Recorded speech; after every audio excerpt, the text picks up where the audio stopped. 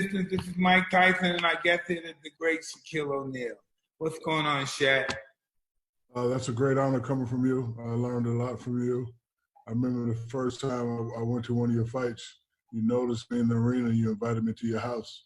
And I remember you had those baby kittens in your house. And that's when I developed my love for white kittens also. Thanks, man. That was just good times, man. And just meeting you, I met a lot of people in my life, just like I'm sure you have. I knew I met a decent person. I knew your family did a great job on raising you. Thank you, brother. I appreciate that. When I first met you. And how's your son doing? The one I always used to see in D.C. every time he played the ball. He's still in D.C., but I believe he's going to move out here eventually and hang out with me. All right, good. Tell him I said hello, brother. I will. He graduated from American University, and I believe he wants to be into the show business, acting or something, so he wants to come out here. Oh, that's awesome. I'm going to tell him that you asked him. Thank you for asking. Yeah. Tell me, man, how are you dealing with the virus? How you deal with being inside consistently? Man, I'm getting to spend a lot of time with my boys. My youngest boy turns 17 on Sunday. I got a 20-year-old and I got a 22-year-old.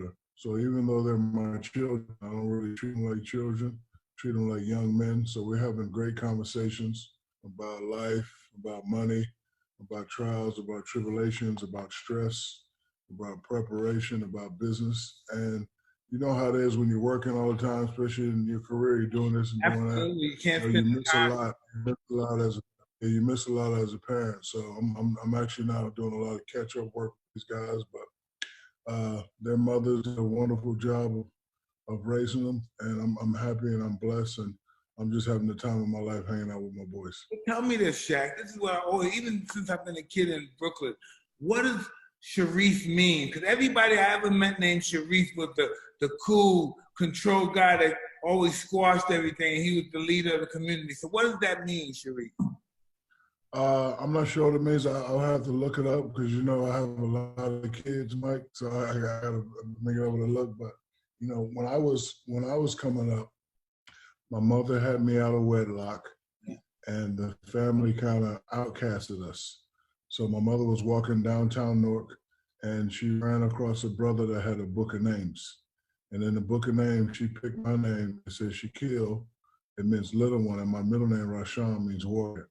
So my mom was like, no matter what happens, you're going to be my little warrior. So my name was an Arabic Muslim name. So I want to give all my kids Arabic Muslim names that mean something. So I have a Tahira, Amira, Miara, Sharif, Shakir, and I have a Miles. That's really awesome. That's really amazing, brother. So what have you been doing? Do you have a basketball coach? Do you play a lot of horse? Do you shoot ball? Yeah, I have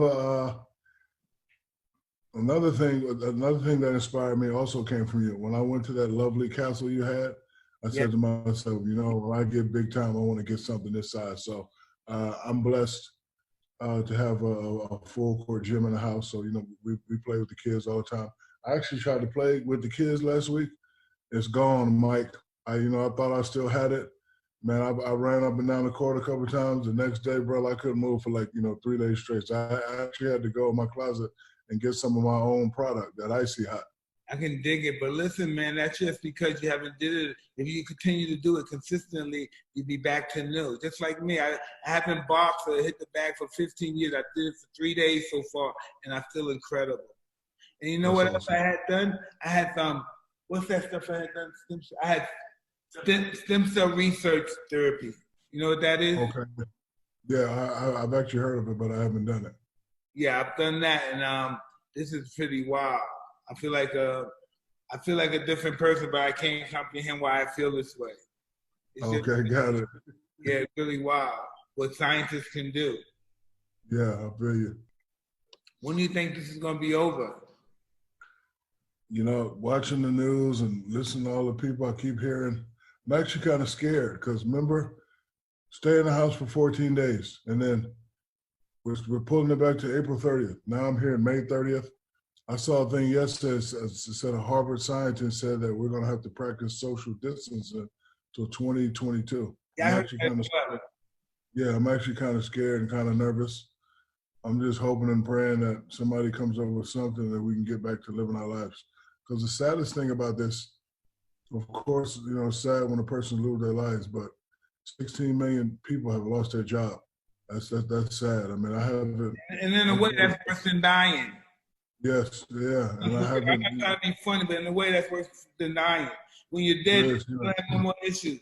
When you have no money, you're suffering. You can't work, you have no yeah, food, you have children, you're suffering. yeah. One of my neighbors worked for Disney for 30 years, and he was just let go. I look at him every day, and he's just, he's really sad. He's really down. So, hopefully when this all gets back, these people can, get their lives back together. Because, I really, feel for people like that because they're really the hardest working people in America. Yes, Guys that. Shaq, and that's why we have an organization called Standing United, because we really contribute to giving to the people less fortunate, like the homeless and the drug addicted, and people from those aspects of life.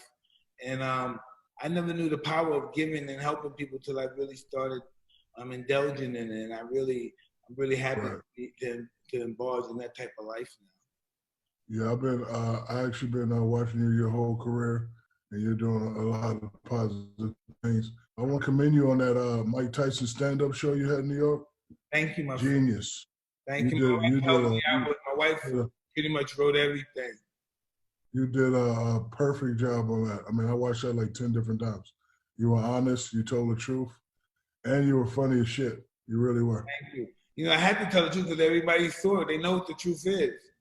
I remember one time we was in the Century Club, and you hit me in my back so hard, and I turned around. I was like, hey, what's up, Mike? How you doing, boy? I love you so much, man. Every time I see you, man, it's so special. I know, remember that?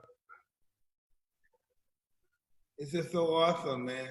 Yo, listen, how's your family? How's your mom, your stepdad?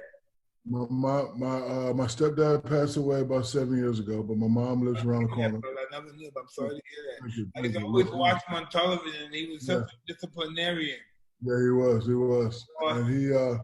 And my mom lives around the corner. She's doing fabulous. My youngest sister passed away a couple months ago, so it's kind of been hard on the family. So I'm sorry. Thank you. So my mom's gonna move closer to me. It was a tough year losing my sister, losing my boy Kobe. Now this stuff going on, but I still got my mama, I still got my number one lady, so she's gonna be moving close to me, so I can see her a lot. Because you know how it is when you're working a lot, you don't really get to see family. I said to myself, you know what, family is more important. I got to see them more. So she's agreed to move right around the corner for me in Atlanta, Georgia. Yeah, I understand. Just from my sport experience of 53 years, I just really realized that life prepares you for everything. Life even prepares us for death. It does. Don't panic and freak out, and live our life in a dignitized manner. Life prepares us for everything. Yep. There's not going to be any more NBA for a minute, huh? But, I'm hearing that they're thinking about playing at an undisclosed location. That's one option. The other option I'm hearing is they're trying to play without fans. I'm not sure, but Adam Silver's done a great job of protecting the safety of the players and the people. My advice, if it ain't safe, I think we should just, wait till, it's 100% safe. Because I agree 100%. 100%. So tell me about, what about Sharif going to LSU, man? How do you feel about that? I'm actually proud of him. One of the conversations I've had with him, I said, my son, you had a lot of setbacks, but setbacks only make you stronger. Exactly. So you went to UCLA, you found out you had the heart problem, you had to sit out a year for that. You get back, you work your ass and get back.